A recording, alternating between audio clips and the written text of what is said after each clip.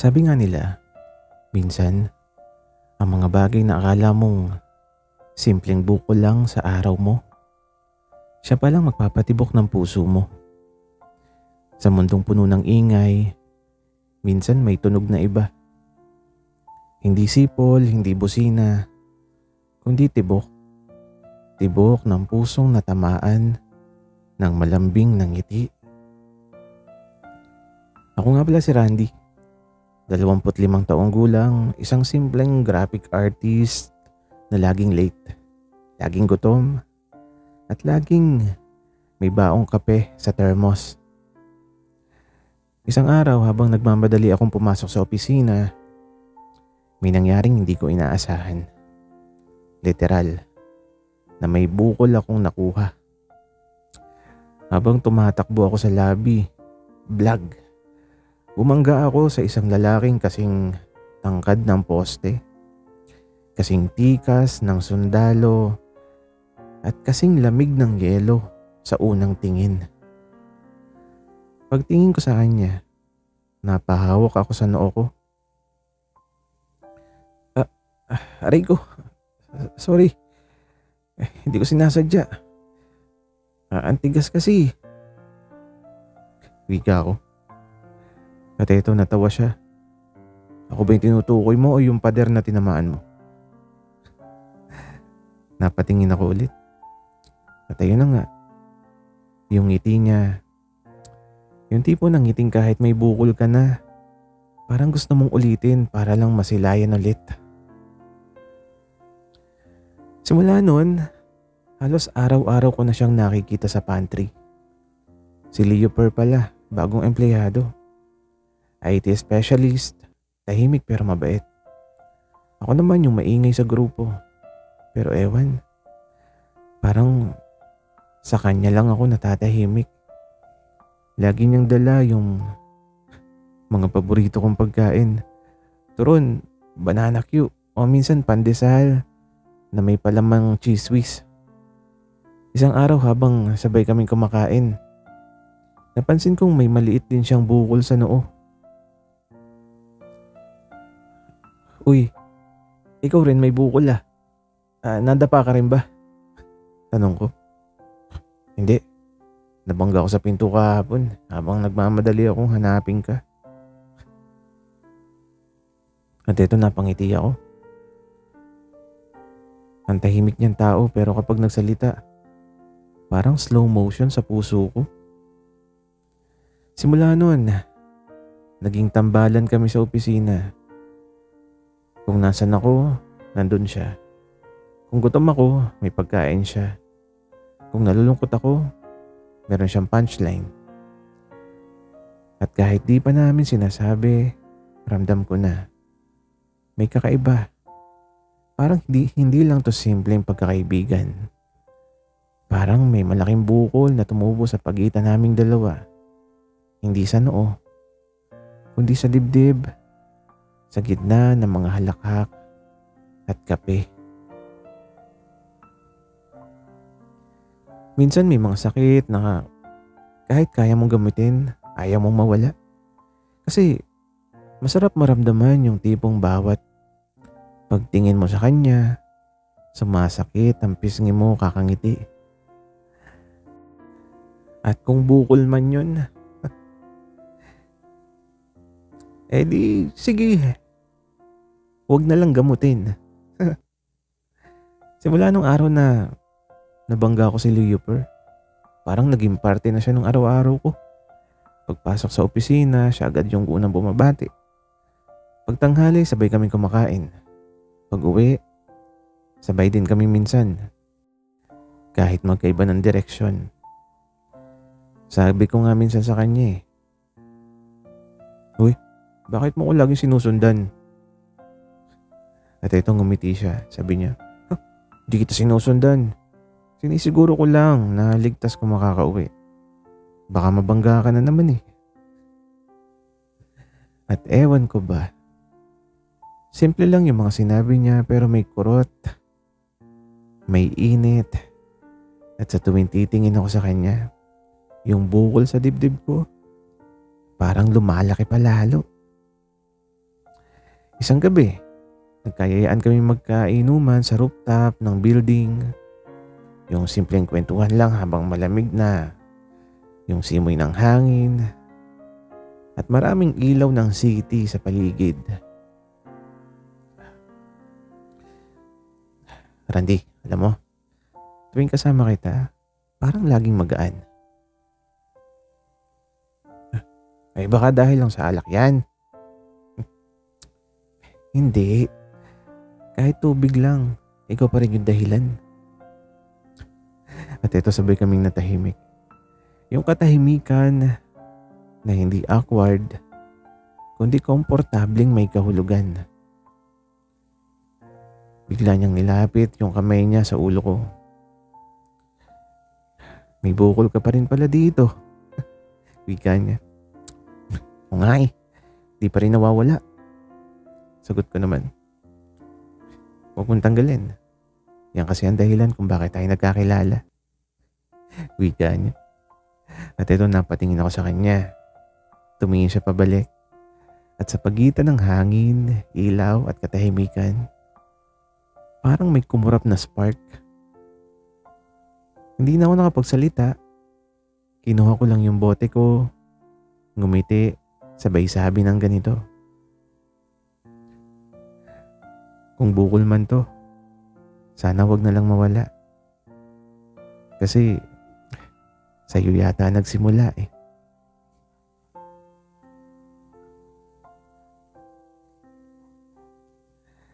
Minsan hindi mo kailangang masaktan eh para maramdaman mong totoo ang isang bagay.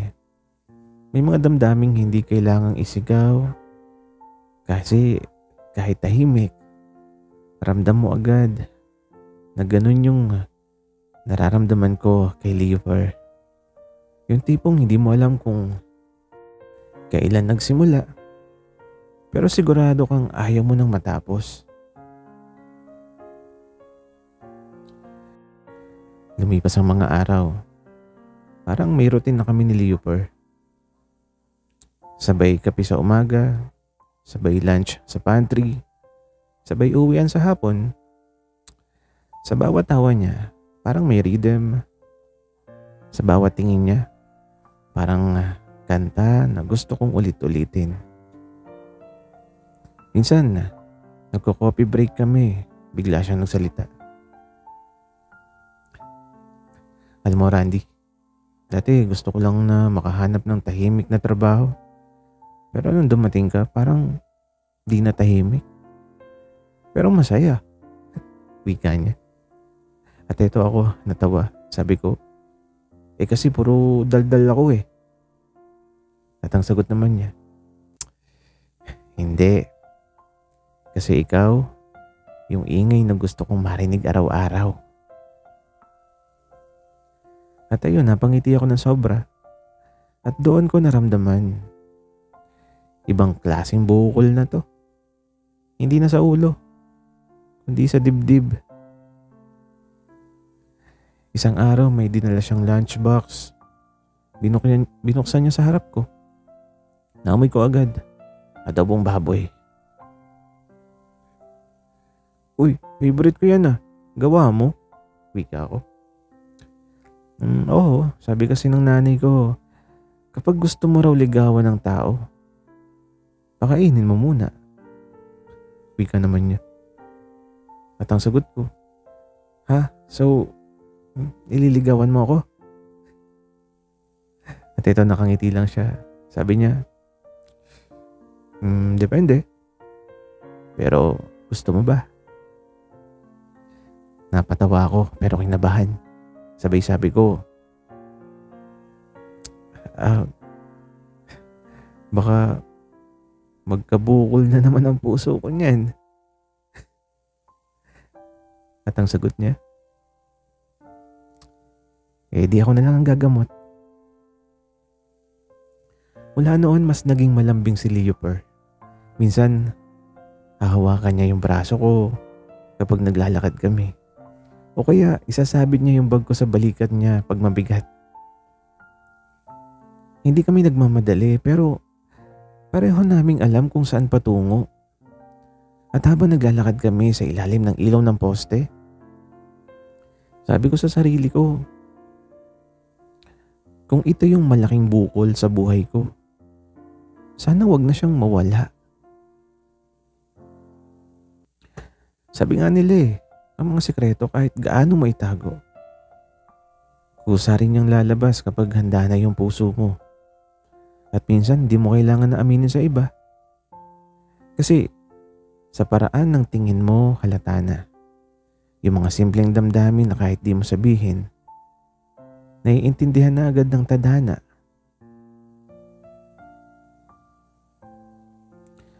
Lumipas ang ilang linggo at mas lalong naging malapit kami ni Leoper.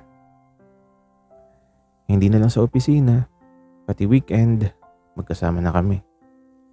Sine, mall, kape. Minsan, naglalakad-lakad sa park. Wala mang aminin pero parang kami na. Isang Sabado ng hapon, nagyaya siyang mag-ice cream sa plaza. Yung simpleng date na parang bata ulit. Habang kumakain kami, napansin kong may konting dumi sa labi niya. "Uy, may ice cream ka dito oh," wika ko. Habang tinuro ko at itong umiti siya. At ang sabi niya,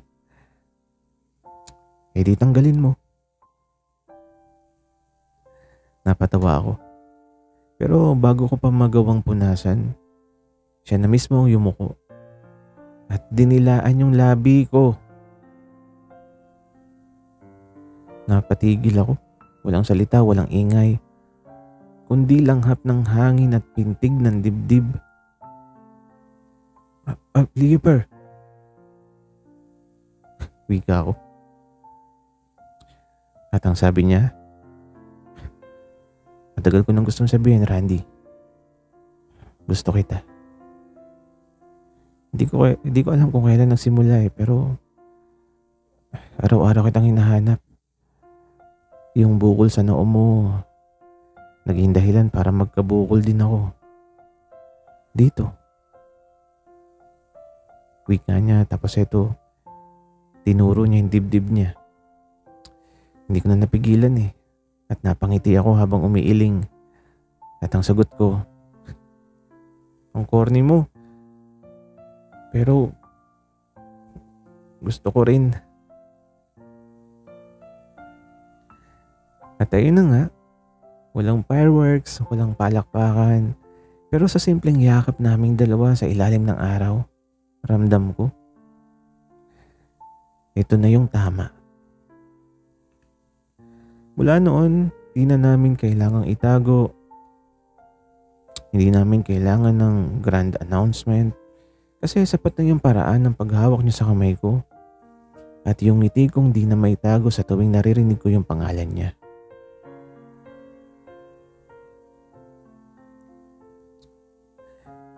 Sabi nga nila, kapag nahanap mo na yung taong nagpapatawa kahit walang punchline, huwag mo na siyang bitawan.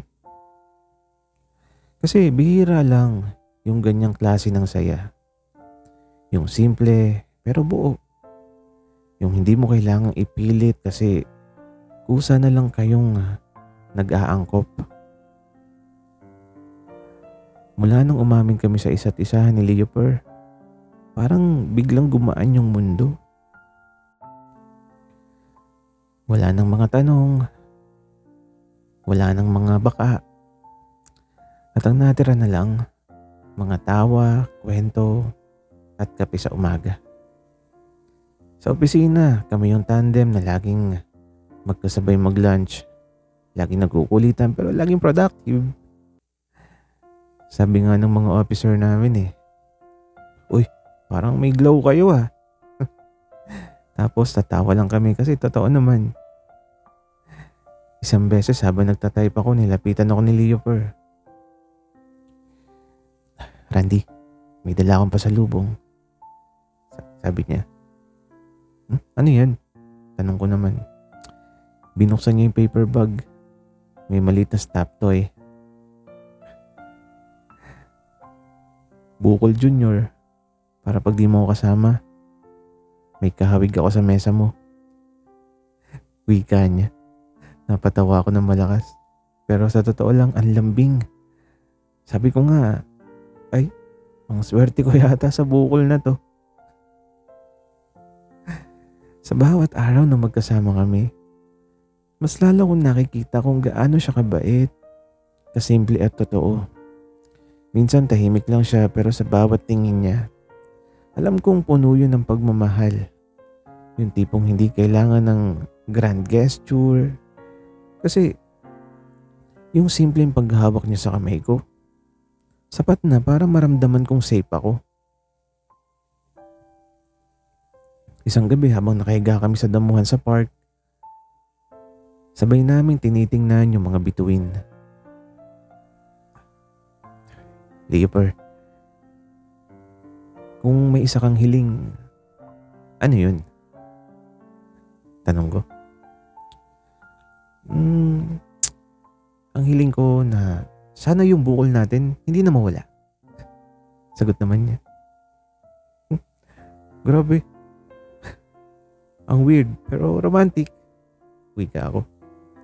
At ang sabi niya, kasi kung bukol ang tawag sa damdamin kong to, gusto ko na lang itong dalahin habang buhay. Tumingin ako sa kanya at sabi ko, kung ganyan yung sakit, sana wag na akong gumaling.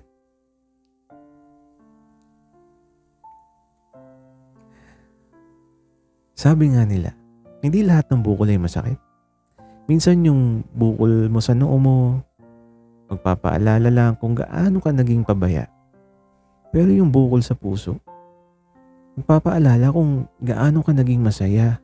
At kung ang sakit noon ay tinatawag na sugat, ito naman, tinatawag na pag-ibig.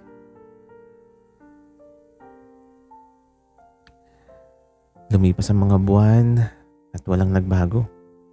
Kami pa rin ni Leoper. Simpleng magkasama pero masaya. Walang selosan, walang tampuhan, walang luha. Ang meron lang halakhak, kwento at lambing na parang walang katapusan. Tuwing umaga sabay kaming nagkakape. Siya sa black, ako sa 3-in-1. Pero kahit magkaiba yung timpla, iisa ang init na bumabalot sa amin. Isang araw habang naglalakad kami pa uwi, bigla siyang huminto. Randy, naalala mo yung araw na nabangga mo ako? At eto natawa ako. Sabi ko, paano ko makakalimutan yun? Doon nga nagsimula yung lahat eh. Sabi naman ni Leoper, kung hindi mo siguro ginawa yun, baka hindi kita nakilala. At sabi ko naman, di buti na lang at may malaking bukol ako. At ang sagot niya, oo. Kasi yung bukol na yon, naging daan para magkaroon ako ng puso. Umiti ako sabay niyakap siya. Ang mga ilaw sa kalye parang mga bituing nakamasid. Tahimik ang paligid pero sa loob ko may musika. Yung tipo ng tugtugin na ayaw mo nang matapos. Sa dulo ng lahat na-realize ko, hindi kailangan ng relasyon na puno ng drama para maging totoo. Minsan sapat na yung tawa, kape, at presensya ng taong mahal mo. At kung may malaking mang bukol sa buhay ko, hindi ko na gustong mawala yun. Kasi yung totoo, hindi siya sugat, hindi siya aksidente. Siya si Leoper. At ang bukol na yon, siya ang naging pag-ibig ko.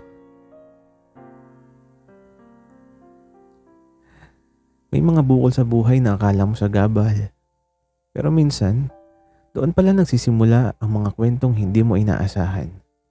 At kapag natagpuan mo na yon, Yung taong kaya kang yakapin kahit may bukol ka sa noo o sa puso. Huwag mo na siyang bitawan dahil baka siya na nga ang pinakamagandang bukol na dumating sa buhay mo. Sana'y nagustuhan niyo ang aming kwento. Maraming salamat sa inyong pakikinig.